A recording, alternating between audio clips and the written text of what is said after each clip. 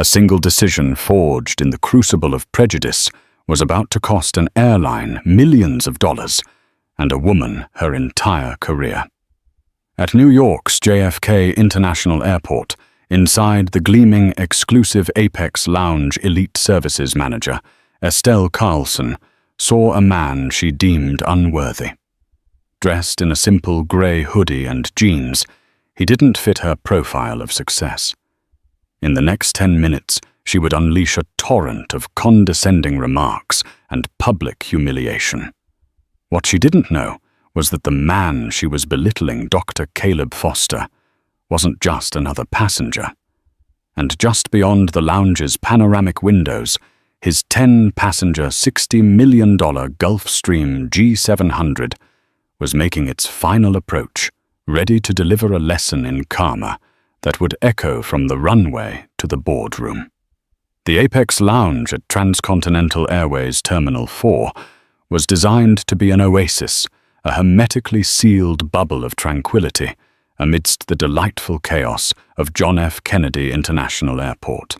Its polished chrome accents, Italian leather armchairs, and floor-to-ceiling panoramic windows offered a sense of serene detachment from the thousands of stories unfolding below on the bustling tarmac.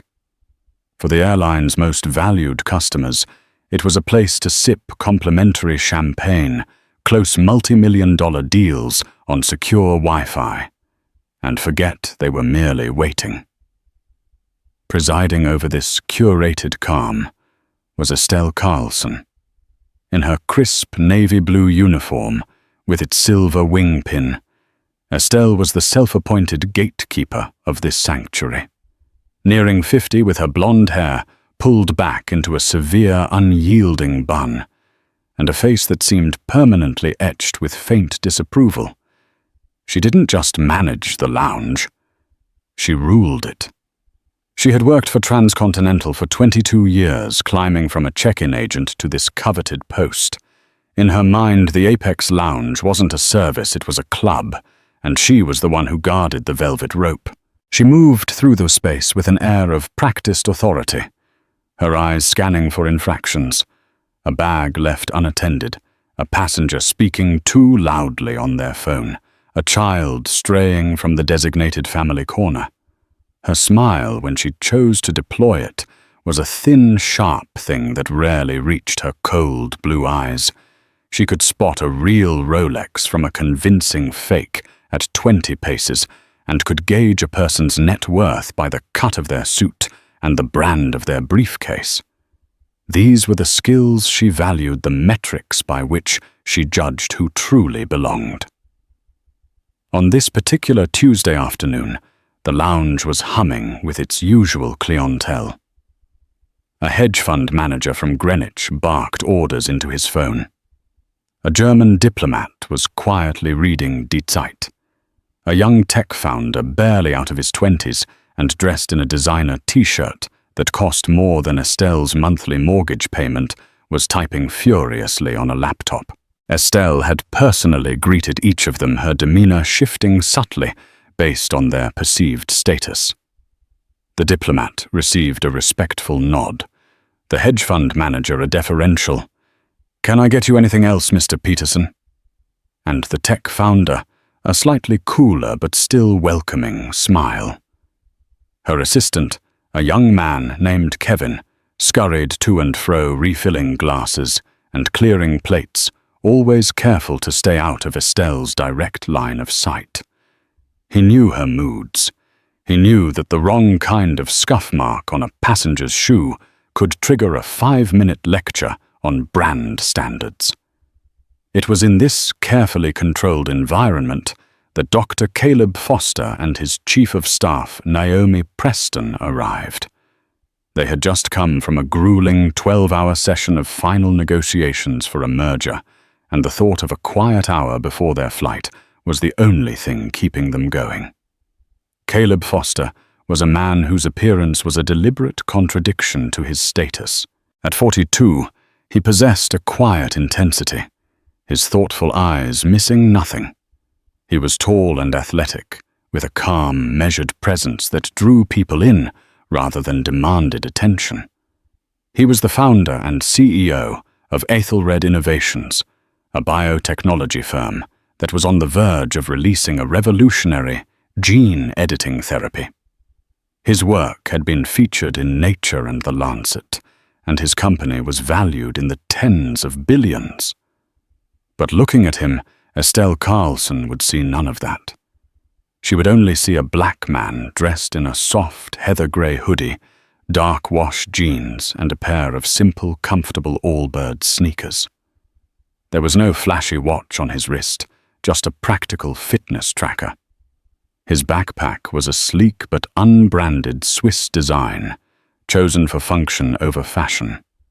Naomi Preston, walking beside him, was his perfect professional counterpart. Sharp, impeccably dressed in a tailored navy pantsuit, her gaze was direct and her energy focused. She was the organizer, the protector, the one who handled the details, so Caleb could focus on the science that was changing the world.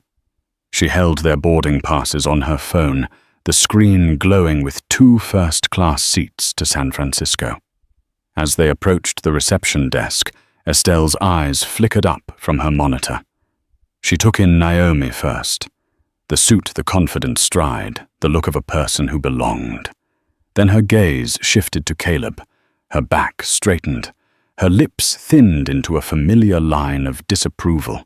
It was a subtle shift, almost imperceptible, but Naomi, who was trained to read the faintest signals in a boardroom, felt it like a drop in atmospheric pressure. "Good afternoon," Naomi said, her voice crisp and professional. "We're here for the 4:15 flight to SFO." Estelle's eyes remained fixed on Caleb, raking over his casual attire with an expression that mingled suspicion with disdain. She ignored Naomi completely and spoke directly to him, her tone laced with a saccharine condescension that set Naomi's teeth on edge. "The Apex Lounge is for our first-class and elite status passengers only, sir," she said, her voice just loud enough for the people in the nearby armchairs to overhear. Caleb met her gaze without a flicker of emotion. "We're aware," he said, his voice a calm baritone. "We have first-class tickets." Estelle held out a perfectly manicured hand, not looking at the phone Naomi was holding, but at Caleb, as if he were the one who needed to produce credentials. "Let me see them." Naomi stepped forward, placing her phone on the counter. "The QR codes are right here." Estelle finally deigned to glance at the phone.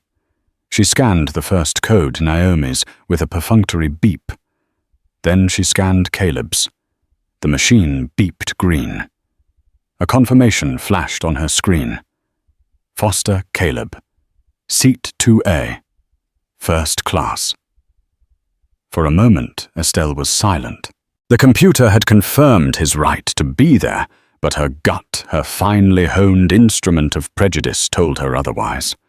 People like that, dressed so carelessly ordinarily didn't belong in her lounge.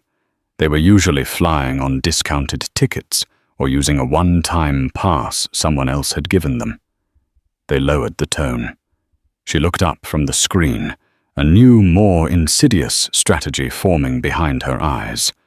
The rules were her weapon, and she knew how to wield them. "We have a dress code," she announced, the statement hanging in the air. Naomi's head snapped up. "A dress code. We fly this route monthly. There's no dress code that would preclude a hoodie." Estelle gave Naomi a dismissive glance before turning her full attention back to Caleb. "We expect a certain standard of attire to maintain the lounge's professional and relaxing atmosphere. Athletic wear hoodies? It's generally discouraged," the hedge fund manager, Mr. Saul. Peterson looked up from his phone, a flicker of irritation on his face at the disturbance. The tech founder smirked, clearly enjoying the drama. Caleb remained placid, a rock in the stream of her hostility. "This isn't athletic wear, it's cashmere," he stated simply, not as a boast, but as a point of fact. and we are just looking for a quiet place to work before our flight." Estelle was not to be deterred. She saw his calmness not as a sign of confidence, but as a challenge to her authority. This was her house, her rules. "I'm the manager here," she said, her voice hardening, the false sweetness evaporating. "And I reserve the right to refuse entry to anyone who does not comply with our lounge standards. I'm sure you can find somewhere more suitable for your needs in the main terminal." The words "suitable for your needs" were delivered with a particular emphasis, a clear insinuation that he and his needs were of a lower class. The insult was no longer veiled. It was raw, public, and delivered with the full force of her perceived authority. The quiet hum of the lounge had faded. Several passengers were now openly staring. Naomi's face was a mask of cold fury. She opened her mouth to unleash a torrent of legal and corporate threats, but Caleb put a gentle hand on her arm, a silent command to stand down. He looked directly at Estelle, his calm gaze unblinking. He wasn't angry. He was observant. He was a scientist, and he was watching a predictable reaction unfold based on a flawed hypothesis. "I understand," he said, his voice even. "Thank you for your time." Without another word, he turned and walked away from the desk, Naomi falling into step beside him, her entire body radiating suppressed rage. They didn't head for the exit. Instead, they walked over to the vast panoramic windows, stopping at a spot that gave them a clear, unobstructed view of the runways. Estelle watched them go, a triumphant smirk playing on her lips. She had done her job. She had protected the sanctity of the Apex Lounge. She had put someone who didn't belong in his place. She turned back to her computer, feeling a surge of satisfaction, completely oblivious to the fact that she had just ignited a fuse on a bomb that would obliterate her entire world. The silence that followed Caleb and Naomi's retreat from the desk was thick and uncomfortable. The other passengers in the Apex Lounge quickly averted their gazes, some with a hint of shame, others with smug amusement. Mr. Peterson, the hedge fund manager, grunted and returned to his phone call while the young tech founder openly typed something on his laptop, probably a snarky post for his social media. The drama was over, it seemed. Estelle Carlson had won. She smoothed down the front of her uniform, feeling vindicated. "Some people just don't understand decorum," she muttered to Kevin, who was pretending to polish an already spotless chrome countertop nearby. Kevin just nodded, keeping his eyes down. He had seen Estelle do this before, though rarely with such overt hostility. He felt a knot of anxiety in his stomach. Something about the calm way the man had walked away felt different. It wasn't the defeated slump of someone who'd been rightfully turned away.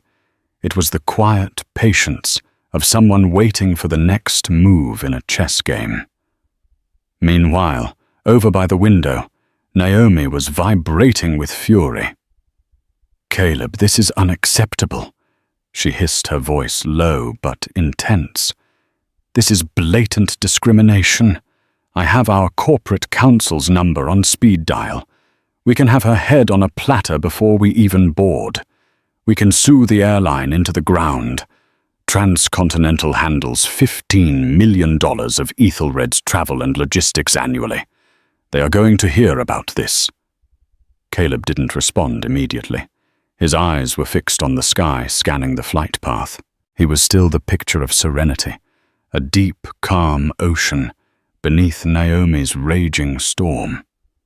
This, she knew, was his way. He never reacted in the heat of the moment. He observed, he analyzed, and then he acted with devastating precision. "Patience, Naomi," he said, finally, his voice still even. "Let the variables play out."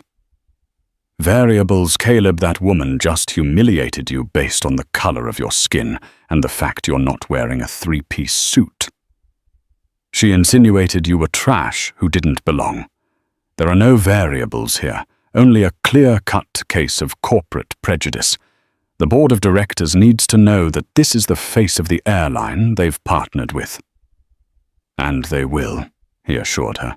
But a lawsuit is messy. A phone call from a lawyer is expected. What's about to happen is a teachable moment, not just for her, but for the entire airline. Naomi frowned, confused. What's about to happen? As if on cue, Caleb pointed towards the sky. There, he said, right on time. Naomi followed his gaze. In the distance, a sleek white aircraft was descending its profile, sharp and distinct against the hazy New York sky. It wasn't a commercial airliner. It was smaller, more agile, with a T-tail and wing-mounted engines that screamed power and performance.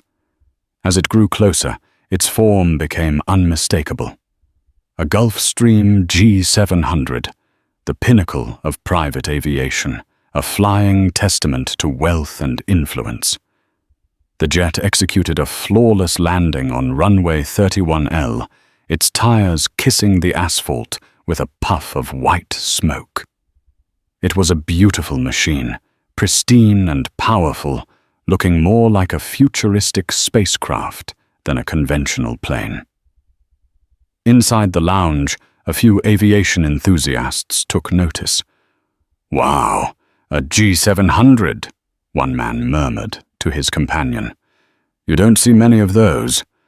Wonder who's on board." Estelle, from her perch at the reception desk, barely gave it a glance. Private jets were a common sight at JFK landing at the private terminals, far from her commercial domain. It meant nothing to her. But the Gulfstream didn't taxi towards the general aviation hangars. Instead, guided by a lead vehicle, it made a slow, deliberate turn heading directly towards a private high-security gate adjacent to Terminal 4, a gate directly in view of the Apex Lounge. This was unusual. That gate was typically reserved for heads of state or sensitive diplomatic transfers. A murmur went through the lounge. Mr. Peterson lowered his phone. The tech founder stopped typing. All eyes were now on the gleaming white jet as it came to a graceful stop on the tarmac, its powerful Rolls-Royce engines winding down with a deep, satisfying hum. Estelle stood up, a flicker of professional curiosity crossing her features. Who could warrant such a prime parking spot? A politician? A celebrity? Naomi was watching Caleb's face. Not the plane. A slow smile was spreading across her lips as understanding began to dawn. "Oh," she said softly.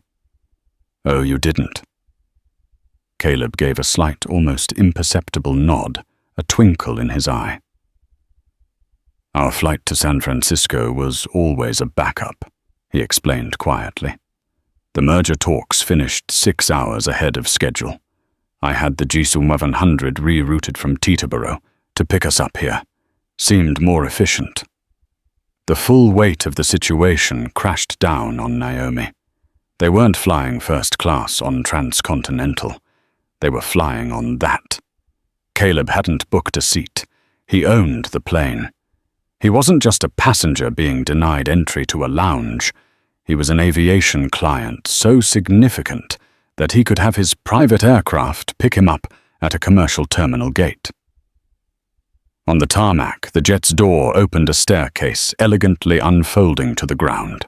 A moment later, 2 black Cadillac Escalades with official Port Authority markings sped across the apron, pulling up precisely at the bottom of the stairs.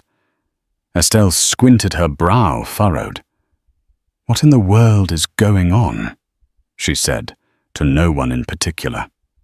Her question was answered when the main door to the Apex Lounge swished open. 2 people entered, and they were not passengers. One was a man in a dark, sharply tailored suit, his face a grim mask of urgency. The other was Daniel Peterson, not the hedge fund manager, but the director of JFK's Terminal 4 operations. A man Estelle knew well and feared. Director Peterson's face was pale, and he looked like he had just run a marathon. He didn't even glance at the reception desk. His eyes scanned the lounge frantically, finally locking on to the two figures standing by the window. He strode past Estelle as if she were a piece of furniture, his expensive shoes clicking urgently on the polished floor. "Dr. Foster," he called out, his voice a mixture of panic and extreme deference. The use of the title doctor sent a small shock wave through the room. The hedge fund manager sat up straighter. The tech founder's smirk vanished. Estelle's blood ran cold. Foster. The name on the boarding pass she had dismissed. Dr. Foster. She watched frozen as the director of terminal operations came to a stop in front of the man she had just publicly shamed. "Dr. Foster, I am so sorry," Director Peterson said, slightly out of breath. "We got the message from your pilot that you had arrived at the terminal ahead of schedule. We had to hold the departure of Transcontinental Flight 412 to clear the taxiway for your aircraft. Your transport is here. We can escort you to the gate immediately. Again, my deepest apologies for the delay." Caleb turned his head slowly, his calm gaze shifting from the jet outside to the flustered executive in front of him.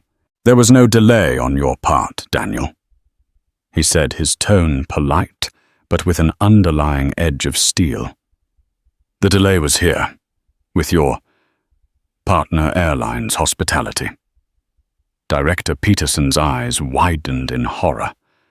He followed Caleb's gaze, which flicked for a brief, damning second towards the reception desk.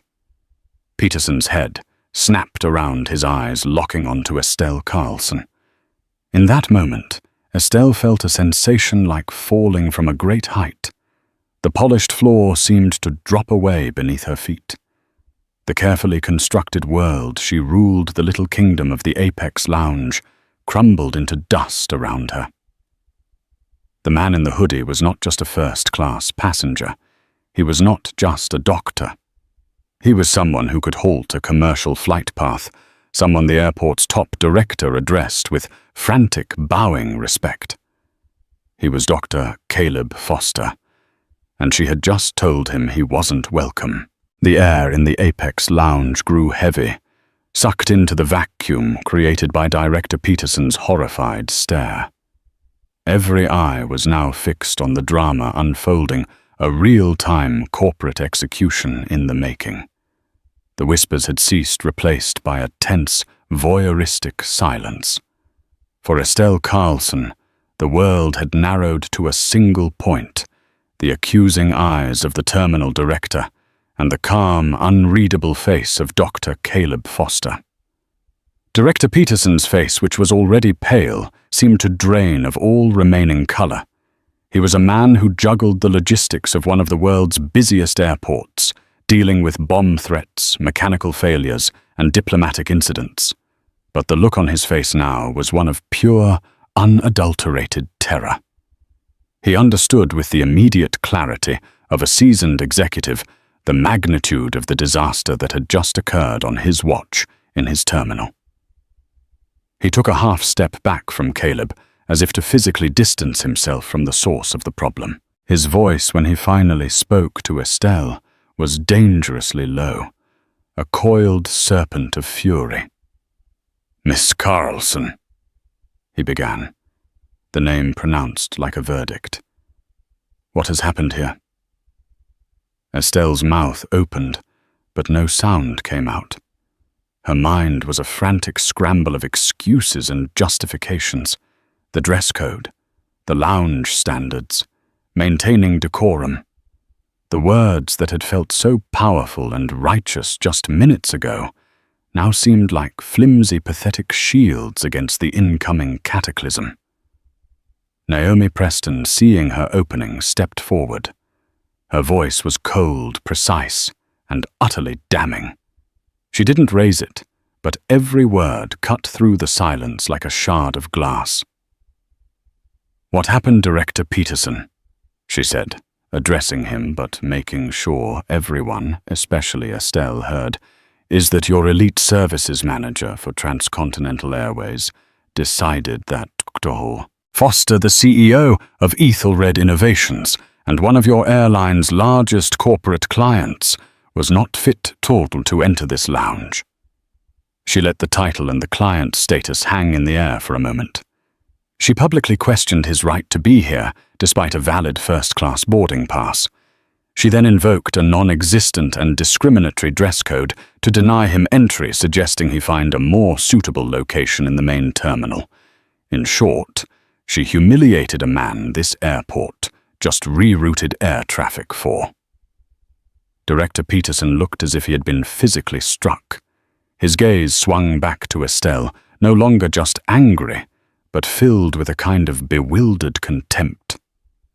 "Estelle, is this true?" Estelle swallowed hard, her throat suddenly dry as desert sand. I was just upholding the standards," she stammered, her voice a weak, reedy thing. "His attire was very casual. I didn't realize who he was." It was the worst possible thing she could have said. It was a confession. It admitted that her standard of service was entirely dependent on her perception of a person's identity. Caleb finally spoke, and his quiet voice commanded the attention of the entire room. He turned to face Estelle directly. He didn't look angry. He looked disappointed, like a professor addressing a student who had fundamentally failed to grasp the most basic concept of the lesson. "So the problem is not what you did, but who you did it to," he said, his voice dissecting her excuse with surgical precision. "The standards you are upholding only apply to people you don't recognize. Does a person's dignity become valid only when you can attach a title or a net worth to their name? Is respect a commodity you dispense based on the brand of their clothing?" He paused, letting his questions settle. "Your job, Ms. Carlson, as I understand it, is to provide service, hospitality. You have failed in that duty.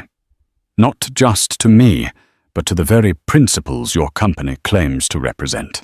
He then turned to Director Peterson. "Daniel Ethelred.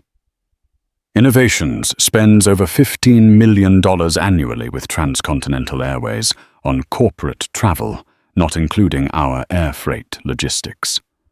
We have a corporate-wide policy that stipulates our partners must meet certain standards of professionalism and inclusivity. Today, Transcontinental has demonstrated a catastrophic failure to meet those standards." The figure $15 million sucked the last remaining oxygen from the room. It was a number that transcended a simple customer complaint. It was a number that gets people fired. It was a number that makes stock prices quiver. Estelle's knees felt weak. She gripped the edge of the reception desk to keep herself steady. This wasn't happening. It was a nightmare. The man in the hoodie wasn't just some rich guy. He was a corporate titan, a client whose business was likely a cornerstone of this entire hub's profitability. Director Peterson's professional composure finally snapped. He pulled out his phone and spoke into it with clipped, brutal efficiency. "Get me Robert Walsh, now!" Robert Walsh was Transcontinental's Vice President of North American Operations. He was Estelle's boss's boss's boss. He was, for all intents and purposes, a god within the company hierarchy. While Peterson waited for the call to connect, Caleb turned to Naomi. "Let's go. We'll be late." He gave a final dismissive nod to the stunned onlookers and began walking towards the lounge exit where the director's aide was holding the door. Estelle, in a last desperate act of self-preservation, scurried out from behind the desk. "Dr. Foster," Wait, she pleaded, her voice cracking. Please, I am so sorry. It was a misunderstanding. A terrible mistake. Caleb stopped, but didn't turn around. No, Miss Carlson, he said over his shoulder. It wasn't a misunderstanding. It was a choice.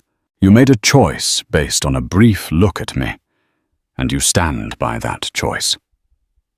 The only mistake, from your perspective, was that I turned out to be someone with the power to hold you accountable. The apology is noted, but it is not accepted.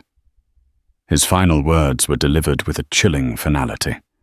He and Naomi then swept out of the lounge, escorted by the airport officials, leaving a wake of stunned silence. The remaining passengers watched as Dr. Foster was personally escorted across the tarmac and up the stairs to his magnificent jet. The door closed, and within minutes the Gulfstream's engines spooled up. It taxied away with the fluid grace of a predator powerful and untouchable. Back in the lounge, the spell was broken. Director Peterson's call had connected. "Robert," he barked into the phone, his voice shaking with rage. "I am standing in your Apex lounge at JFK. I have a 5-alarm fire for you. Ethelred Innovations is about to pull their entire corporate account. No, I'm not exaggerating. Your lounge manager just publicly humiliated their CEO, Dr. Caleb Foster. Yes, that Dr. Foster." Estelle stood frozen, listening to the one-sided conversation that was sealing her fate. "I don't care what you're doing," Peterson snarled. "Get a senior VP down here immediately. And as for the manager, remove her. I want her out of my terminal. Her access is revoked as of this second. I'm not having her incompetence jeopardize my airport's relationship with a client of this magnitude. Handle it. Now." He hung up. He didn't even look at Estelle again. To him, she no longer existed. She was just a problem that was being solved. He turned and strode out of the lounge, leaving her alone in the wreckage of her career. Kevin, the young assistant, was staring at her, his face a mixture of pity and fear. The hedge fund manager was already on his own phone, likely shorting transcontinental stock. The tech founder was furiously typing a gleam in his eye. He knew a viral story when he saw one. The phone at the reception desk rang.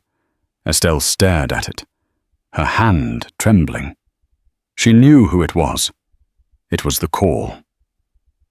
After 22 years of service of building her little fiefdom of judging others from her throne of corporate authority, it was all over. Her quiet execution was complete. All that was left was the fallout. The 10 minutes following Dr. Foster's departure were the longest of Estelle Carlson's life. The ringing of the reception desk phone was a shrill, insistent siren signaling the end. With a trembling hand, she answered it. The voice on the other end was that of her direct supervisor, a regional manager named Paul. His tone was not angry. It was funereal. "Estelle," he said, the lack of any preamble a terrible sign. "I've just been on a conference call with Robert Walsh and the legal team. I need you to pack your personal belongings from your locker. Your building access has been revoked. A security escort will meet you at the lounge entrance in 5 minutes to walk you out of the terminal. Your employment with Transcontinental Airways is suspended pending a formal investigation." "Suspended?" Estelle choked out the word, a desperate, pathetic sliver of hope. Paul's sigh was heavy with resignation. "Estelle, this is a formality. The instruction from Walsh was terminate with extreme prejudice. The legal team is just making sure all the I's are dotted. Don't go home. Go straight to the corporate office in Queens. HR needs to conduct your exit interview today. It's over." The line went dead. Estelle placed the receiver back in its cradle with a clatter. Over. A single word that encompassed 22 years of her life. Her identity. Her pride. Gone. She moved like a zombie, her limbs heavy and uncooperative. She walked to the small staff room behind the reception area, the eyes of every passenger following her. There was no sympathy in their gazes, only the cold curiosity of strangers witnessing a public downfall. Her locker contained little a spare pair of shoes, a bottle of aspirin, a framed photo of her late mother. As she placed these meager possessions into a plastic grocery bag, the two security guards arrived. They were large, impassive men who stood at the lounge entrance, their presence a public declaration of her disgrace. As she was escorted out, walking past the passengers, she had so meticulously judged, she felt 1,000 times more scrutinized than she had ever made anyone feel. Her own rules of appearance and status were now being used against her. She was no longer Estelle Carlson, the elite manager. She was a terminated employee, being frog-marched out of her own kingdom under a cloud of shame. The walk through the bustling terminal, the place she had commanded for years, was a blur of averted faces and echoing announcements. It was a walk of shame she would never forget. But her firing was only the first stone in an avalanche of consequences that was just beginning to gather momentum. Up in the stratosphere aboard the serene quiet of the Ethelred G700, Caleb Foster was not celebrating. He sat in a plush leather seat, sipping a glass of water while Naomi furiously typed out a formal summary of the incident. "The board is going to want to sever the contract immediately," Naomi said, not looking up from her laptop. "This is a clear breach of the ethics clause in our partnership agreement." "I agree," Caleb said quietly. "But this can't just be punitive. It has to be constructive. We're pulling a $15 million contract. That's a loud voice. We need to use it to say something meaningful." He continued, "Draft 2 documents, Naomi. The first is a formal immediate termination of our contract with Transcontinental Airways, citing a demonstrated failure to uphold standards of professional decorum and an environment of discriminatory practice. The second is a public statement. I want it to be clear that this isn't about one employee. It's about a corporate culture that allows such behavior to fester. We will be redirecting our business to an airline that has a publicly audited and proven commitment to diversity, equity, and inclusion. By the time the Gulfstream touched down in San Francisco, the first document was already in the inbox of Transcontinental's CEO, Gregory Finch. The effect was instantaneous and brutal. An emergency board meeting was convened via video conference within the hour. The news was catastrophic. The loss of the Ethelred account was not just a financial blow. It was a devastating blow to their reputation. Ethelred Innovations was one of the most respected and forward-thinking companies in the world. Being publicly fired by them was a corporate black eye of the highest order. The second document, the public statement, was released to the press 2 hours later. It was picked up by the Wall Street Journal, Bloomberg, and Reuters within minutes. The story was framed perfectly. Biotech giant Ethelred Innovations dumps Transcontinental Airways over discrimination incident. Simultaneously, another bomb went off. The tech founder from the lounge, a man named Leo Kwan, had written a detailed minute-by-minute blog post about what he had witnessed. He had even discreetly filmed the moment Director Peterson confronted Estelle. The 45-second clip showing the airport director's panic and Estelle's crumbling facade went viral. By midnight, that airport Estelle was trending on Twitter. Estelle Carlson, who had arrived home to her small apartment in a state of shock, was oblivious to her newfound internet infamy until her phone started buzzing incessantly with notifications.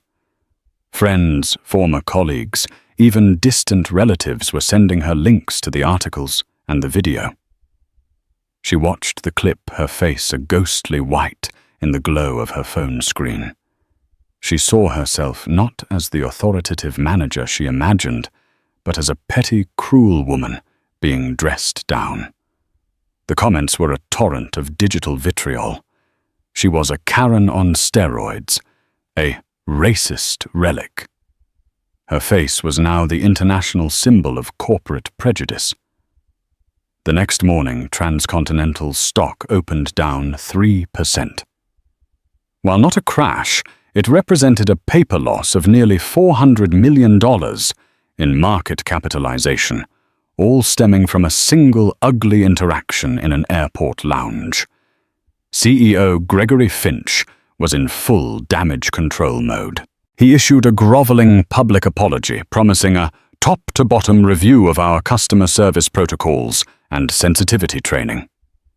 He announced the immediate implementation of a new company-wide initiative, ironically and without their permission, called the Foster Mandate, aimed at ensuring respectful and unbiased service. But the damage was done. The story was out. The cascade was in full motion. For Estelle, the consequences were just beginning. She was for all intents and purposes unemployable in the airline or hospitality industry. Her name and face were now toxic. No reputable company would touch her. Her resume, once a source of pride, was now a chronicle of a career that ended in viral infamy. Weeks later, a certified letter arrived from Transcontinental's legal department. The internal investigation had concluded she was solely responsible for the incident, citing gross misconduct and willful violation of corporate policy, which gave them grounds to deny her severance package. After 22 years of service, she was left with nothing. The financial pressure mounted quickly. Without a job, and with her reputation in tatters, she couldn't afford the rent on her apartment. She was forced to sell her car and move into a cramped, depressing room in her sister's house, in a different state, a place where she hoped no one would recognize her. One evening, while listlessly watching the news, a segment came on about Ethelred Innovations. They were announcing the successful completion of Phase 3 trials for their new therapy, a treatment that effectively cured a rare and aggressive form of childhood leukemia. The screen showed an interview with Dr. Caleb Foster. He was articulate, compassionate, and brilliant, speaking about his hope for a future where disease could be managed at the genetic level. He was a man literally saving children's lives. Estelle stared at the screen, the full crushing weight of her misjudgment finally hitting her. She hadn't just insulted a wealthy man in a hoodie.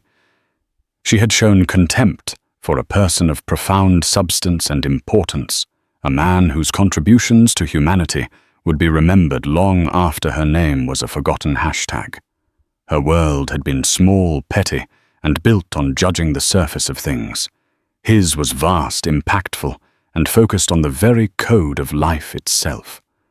The contrast was a final, brutal karma, a quiet truth that would haunt her for the rest of her days. The story of Estelle Carlson and Dr. Caleb Foster did not end with a firing and a viral video. What happened in the Apex Lounge became a catalyst, a point of ignition for a much larger and more significant chain of events. Caleb's quiet, principled stand rippled outward, transforming from a personal insult into a corporate and cultural reckoning. Ethelred Innovations made good on its promise. A week after terminating their contract with Transcontinental, Naomi Preston, under Caleb's direction, concluded a thorough review of other major airlines. They didn't just look at flight routes and pricing. They analyzed corporate diversity reports, examined the makeup of their executive boards, and conducted confidential interviews with employees at various levels to gauge the true inclusivity of the company culture. They ultimately chose to sign a new, even larger $20 million annual contract with Delta Airlines. But they didn't do it quietly. Caleb Foster and Delta's CEO, Ed Bastian, held a joint press conference to announce the partnership.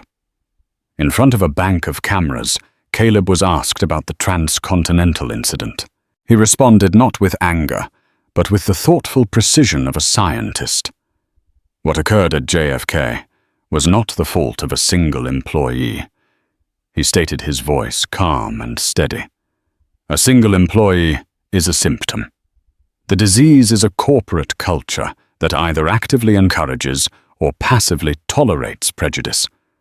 A culture where employees feel empowered to make judgments based on appearance is a broken one.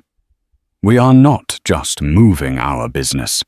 We are investing in a partner that has demonstrated a proactive and measurable commitment to ensuring that every single passenger is treated with dignity. This isn't just about good ethics. It's about good business. The message was clear and powerful. Corporate spending was now being explicitly tied to social responsibility. Other companies took notice.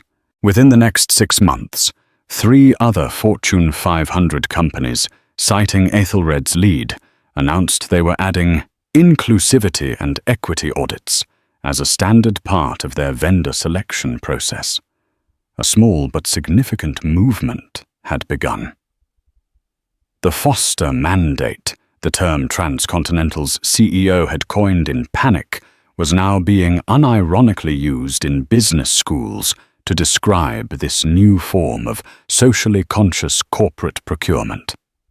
For Transcontinental Airways, the nightmare continued. The initial stock dip was just the beginning. The public branding of being fired by a company like Aethelred stuck to them like tar. Their quarterly earnings report, released 2 months after the incident, was dismal. It wasn't just the direct loss of the $15 million contract. It was the brand contagion. Business travelers, especially those from the tech and biotech sectors, began choosing other carriers. The Apex Lounge, once a symbol of prestige, became the subject of jokes. Competing airlines' sales teams used the incident as a potent weapon, asking potential corporate clients, "Do you want to partner with an airline that values all your employees?" CEO Gregory Finch was forced to take drastic action. Robert Walsh, the VP of North American Operations, was offered an early retirement. A new executive position was created, Chief Diversity and Inclusion Officer, reporting directly to the CEO. The company poured millions into a massive retraining program designed by a top consulting firm. It was a costly, painful, and public penance. The internal culture at Transcontinental was thrown into turmoil. Employees were on edge. Managers who had operated like Estelle, ruling their small domains with an iron fist, were suddenly under intense scrutiny. Anonymous reporting hotlines were established, and a flood of complaints about other Estelles in the system came pouring in. The incident had emboldened employees who had previously been too afraid to speak up. A quiet purge began, as dozens of managers and long-time employees with histories of complaints were quietly let go. The company was being forced to cleanse itself from the inside out. The ripple effect even reached the man who had witnessed it all firsthand. Leo Kwan, the tech founder who posted the video, saw his blog's traffic explode. His post was hailed as a prime example of citizen journalism holding corporate power to account. He was invited on news shows and podcasts to talk about what he saw. The sudden publicity gave his own startup a massive unexpected boost, and a few months later, he closed a round of funding that he directly attributed to the visibility he gained from the incident. He sent a bottle of expensive whiskey to Caleb's office with a simple note: "Thanks for the lesson in karma. The world needs more of it." Even director Daniel Peterson at JFK saw his world change. The Port Authority, while pleased, he had acted swiftly to appease Dr. Foster was furious that the incident had happened under his command. He was subjected to a grueling internal review. While he kept his job, he was tasked with spearheading a new terminal-wide passenger dignity initiative. His career was now inextricably linked to fixing the problem that had exploded in his terminal. all of these massive, complex outcomes, all of these careers, altered contracts, signed and policies rewritten, all stemmed from one woman's decision to trust her prejudice over the evidence of a boarding pass. Estelle Carlson, now living in her sister's spare bedroom in Ohio, and working a part-time job stocking shelves at a grocery store, was completely unaware of the corporate revolution she had inadvertently sparked. Her world had shrunk to the price of milk and the ache in her feet after a long shift. She was a ghost of her former self, haunted by a single catastrophic failure of judgment, while the world she had been ejected from was being reshaped in its wake. A year passed. The world moved on as it always does. The hashtag #AirportEstelle faded into the vast graveyard of internet memes. Transcontinental Airways began a slow, arduous journey of rebuilding its reputation, their new chief diversity officer becoming a regular face at industry conferences. Delta and Ethelred Innovations celebrated their successful and highly publicized partnership. Life continued. For Caleb Foster, the year had been one of monumental achievement. Ethelred's leukemia therapy received full FDA approval and was being hailed as one of the most significant medical breakthroughs of the decade. He had become a more public figure, not by choice but by necessity. He used his platform not only to discuss science, but also to advocate for ethics in business and technology. He never spoke of the JFK incident again in public, but its lesson was woven into the fabric of his leadership. One crisp autumn afternoon, Caleb was flying back from a medical conference in Chicago. He was not on his G700 this time. Ethelred was in the middle of a massive philanthropic push, and he had loaned the jet to a non-profit that transported critically ill children to specialized hospitals. It was a gesture typical of the man he was. Instead, he was flying commercial booked in first class on a Delta flight. As he settled into his seat, a flight attendant approached him. She was an older woman with kind eyes and a warm, genuine smile. "Dr. Foster," she asked. "It's an honor to have you on board. My name is Susan, and I'll be your lead flight attendant today. Can I get you something to drink before we take off?" "Just some water would be great, Susan." "Thank you," he replied with a smile. As she turned to leave, she paused. "Doctor, I hope you don't mind me saying, but many of us at Delta followed what happened last year. What you did, the stand you took, it meant a lot, not just to us, but to a lot of people in this industry. It made a difference." Caleb was taken aback. "I just did what I thought was right." "That's why it made a difference," she said softly, before heading to the galley. The flight was smooth and uneventful. As they began their descent into New York, Caleb looked out the window at the familiar landscape. He felt a sense of peace, a quiet satisfaction that had nothing to do with revenge, and everything to do with positive change. Meanwhile, in a different part of the country, another landing was taking place. Estelle Carlson stepped off a city bus in a dreary, rain-slicked suburb of Columbus, Ohio. Her uniform was no longer a crisp navy blue, but a drab, ill-fitting red polo shirt bearing the logo of Save-A-Lot, a discount grocery chain. Her hair was no longer in a severe, authoritative bun, but hung limply around her tired face. Her shift had been grueling. 8 hours of stocking heavy cans, dealing with rude customers, and being ordered around by a manager half her age. The physical exhaustion was immense, but it was nothing compared to the soul-crushing weight of her new reality. She was anonymous, invisible, a person of no consequence. All the status and authority she had cherished were gone, replaced by the simple, brutal need to earn enough to pay her sister for rent and utilities. She walked the few blocks to her sister's small house, her head down against the rain.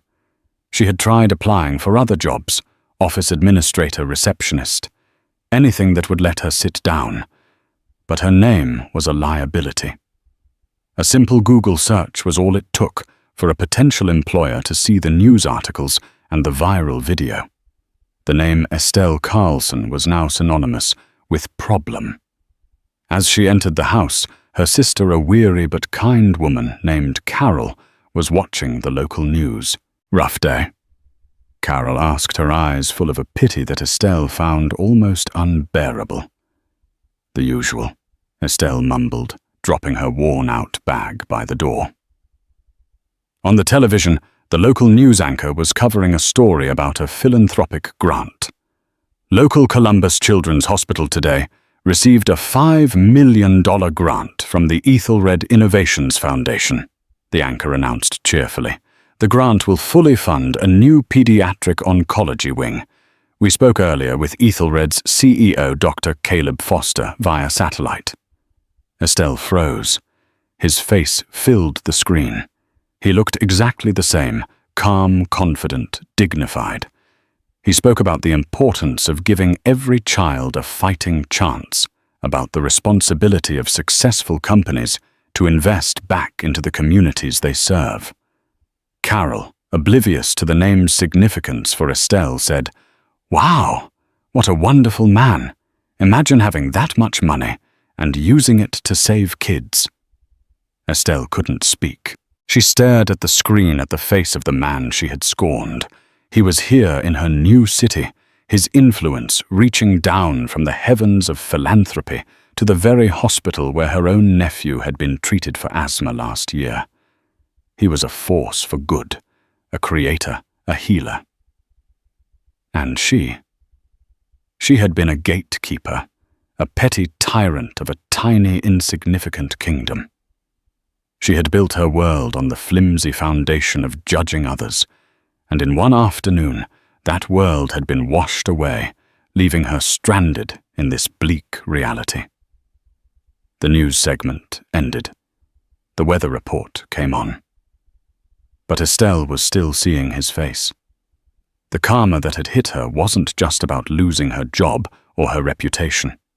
It wasn't about the viral video or the financial hardship. The true crushing weight of her karma was the daily inescapable knowledge of her own smallness in the face of his greatness. He had moved on and was changing the world for the better. She was trapped in the prison of her past, stocking cans of soup and thinking of what might have been if she had just chosen a single moment of simple human decency. It was a life sentence served not in a jail, but in the quiet, desperate regret of her own heart. Several years later, the name Estelle Carlson had been all but forgotten by the world. The internet's memory is long, but its attention span is short. Transcontinental Airways, under new leadership, had successfully rebranded itself as a more inclusive and passenger-focused airline. The Foster mandate was now a widely accepted business school case study on corporate social responsibility. Dr. Caleb Foster had receded from the public eye, preferring to focus on his research. Ethelred Innovations had grown into a global pharmaceutical powerhouse, its work saving countless lives. Caleb remained its guiding force, a quiet, brilliant man who never forgot the lesson he both taught and learned that day at JFK, that a person's true worth is measured not by their visibility, but by their impact. One day an email landed in the general inquiry inbox of the Ethelred Innovations Foundation. It was a short, simply worded message from a generic email address. To the Ethelred Foundation, I am writing to you today, not to ask for anything, but to say thank you. A few years ago, my grandson was diagnosed with acute lymphoblastic leukemia. He was given a poor prognosis by his local doctors, but he was accepted into a clinical trial for a new gene therapy at the Columbus Children's Hospital in the wing that your foundation funded. After 6 months of treatment, his cancer is in complete remission. He is healthy. He is going to live a full life. You gave my family a miracle. Your founder, Dr. Foster, is a great man. What he has built has a power for good that is almost impossible to comprehend. I know this because I once made a terrible mistake in judging him. That mistake cost me everything I thought was important, but it also forced me to see the world and myself in a new light. It taught me in the hardest way possible what truly matters. Thank you for saving my grandson, and thank you for the lesson. Sincerely, a former airline employee. The email was flagged by a junior assistant and forwarded up the chain, eventually landing in the inbox of Naomi Preston, who was now the COO of Ethelred. She read it once, then twice. She knew with absolute certainty who it was from.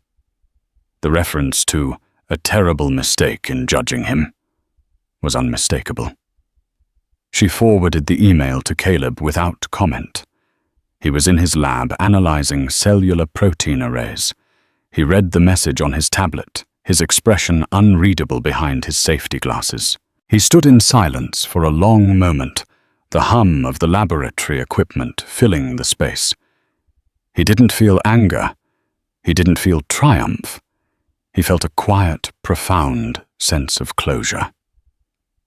The ledger was balanced. His actions had led to corporate reform and positive change. Her actions had led to her downfall, but through that downfall it seemed she had found a sliver of humility of perspective. The final karma wasn't her punishment. It was her understanding. He typed a brief reply to Naomi. No action needed. Just file it. He then put down the tablet and returned to his microscope, focusing on the intricate, beautiful patterns of the cells before him. He was a man who dealt in the fundamental building blocks of life, and he knew that life, like science, was a complex system of actions and reactions. Some were loud and explosive, like a jet engine roaring to life. Others were as quiet and transformative as a single cell being healed. Both could change the world. He had seen it happen. And now he had work to do. The past was settled. The future was waiting to be written. This story serves as a powerful reminder that our actions, especially those born from prejudice, have consequences that can ripple out in ways we can never predict. Estelle Carlson's fall wasn't just about losing a job. It was the complete dismantling of a worldview built on shallow judgment. In contrast, Dr. Caleb Foster's victory wasn't in revenge, but in using a moment of disrespect to catalyze meaningful industry-wide change. It's a testament to the idea that true power lies not in authority and gatekeeping, but in quiet dignity, profound impact, and the unwavering belief that respect is non-negotiable. Karma, in the end, isn't always a lightning bolt of retribution. Sometimes it's the slow dawning realization of what is truly important. If this story of justice resonated with you, and if you believe that character is more important than status, show your support. Hit that like button, share this video with someone who needs to see it, and subscribe for more tales of karma and consequence. What part of Estelle's downfall did you find the most satisfying? Let us know in the comments below.